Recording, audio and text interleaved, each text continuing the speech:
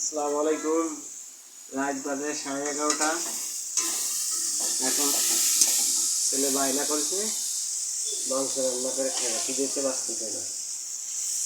দেখেন তাই ম্যাডাম রাত 11:30টার সময় শুরু করছে।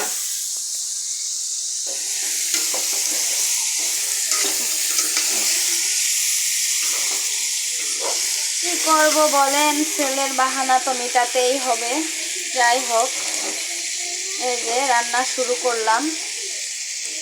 ফ্রিজে মাংস ছিল, এখন বলতেছে যে আম্মু আমাকে গোশ রান্না করে খাও। আমি যে বলতেছি যে না, গোশ এখন না, সকালে খাওয়াবো, রান্না করে হবে না। এখন ছোট মানুষ, কষ্ট নিয়ে ঘুমোবে রাত্রে, তা তো আর হতে পারে না। যাই হোক, আমি রান্না শুরু করে দিলাম। মশলা বেটে এই যে এদিকে ভাত ছিল না, ভাতও চলাই দিছি।